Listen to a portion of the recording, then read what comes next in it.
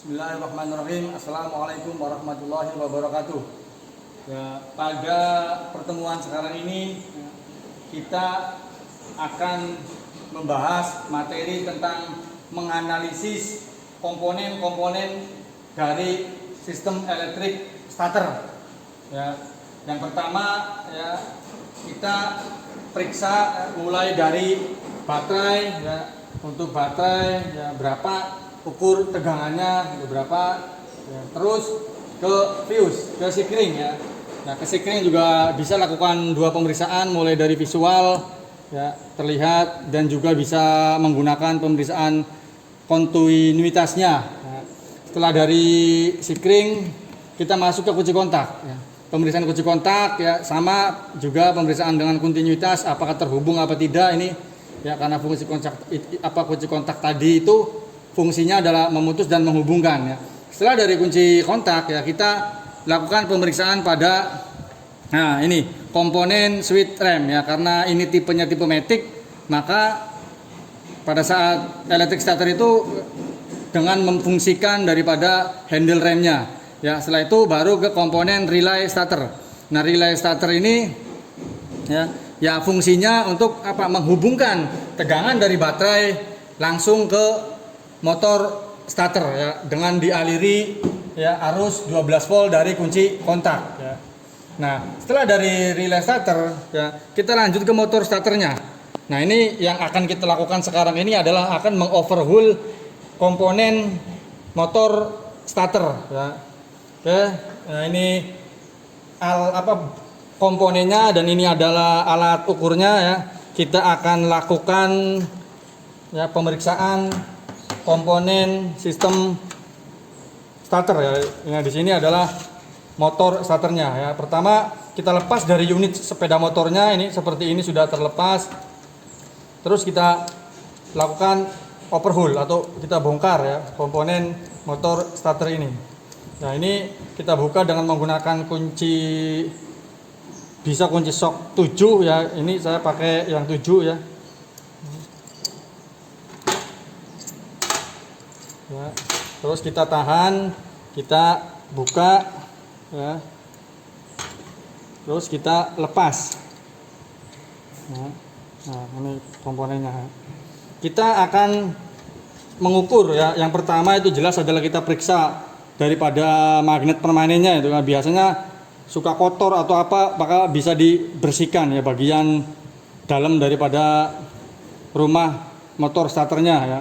Setelah sudah dibersihkan kita periksa, baru kita ukur armatur ya.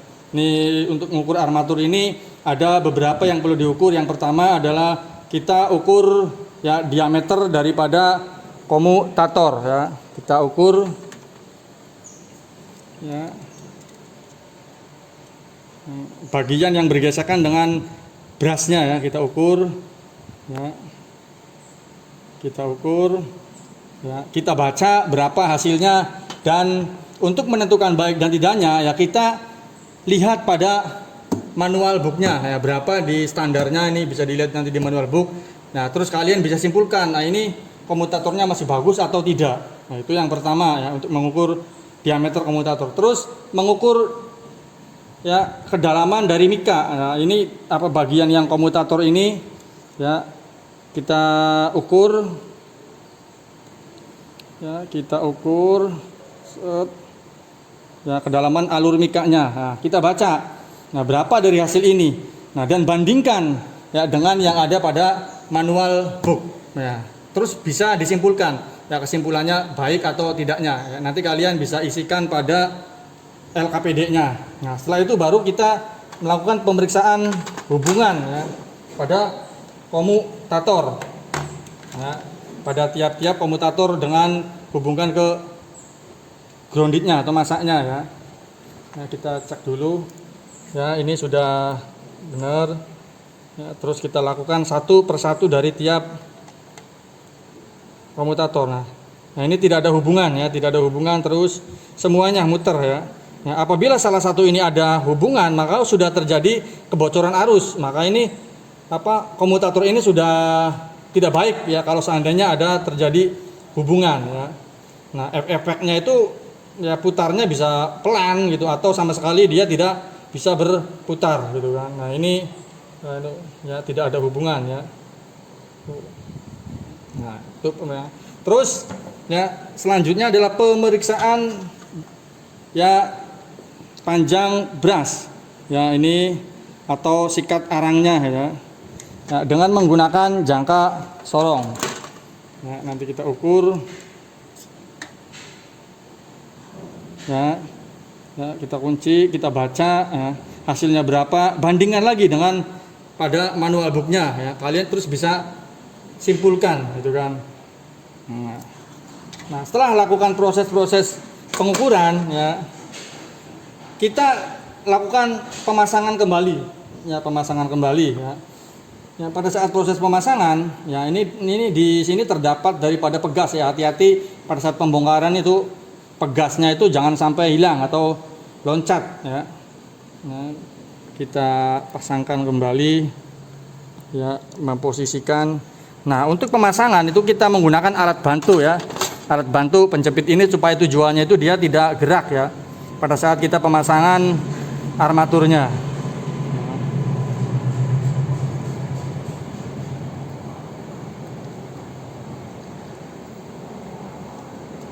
Kita tahan ya, kita pasang. Nah, pada armatur apabila kotor atau apa di sini bisa dibersihkan ya ini. Nah, ini kan sudah bersih karena ini sering biasa digunakan untuk praktek bongkar pasang ya. Terus kita pasangkan ya kalau sudah pas baru kita lepas penjepitnya ya, kita lepas penjepitnya ya. Terus kita pasang rumah dari motor starternya ya. Kita tahan bagian ujungnya supaya armatur ini tidak tertarik oleh kemagnetan ya. Terus kita perhatikan juga posisi ini ya. Posisi ini harus sejajar dengan yang ada ini, ada titiknya. Ya, tadi tidak boleh terbalik ya. Nah, ini kita pasangkan, kita tahan ujungnya biar tidak tertarik kan. Ya. Terus kita pasangkan bautnya.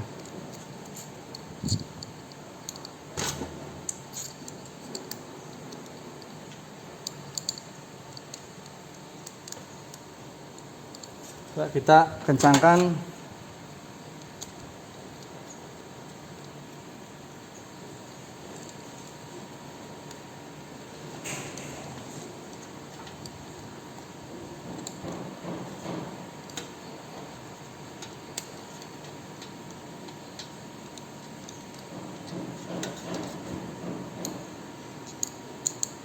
Ini masih belum lurus ya, karena ini ada magnetan jadi harus lurus posisi bautnya. Nah, setelah sudah terpasang ya, untuk meyakinkan kita periksa dari kabel ini ya. Nah, takutnya ini ya biarpun terlihatnya nyambung tapi di dalamnya tidak nyambung ya. Kita lakukan ya nyambung atau tidak, lihat pada kabelnya. Nah, itu ya. Itu berarti ada hubungan ya. Ini berarti menandakan kabel ini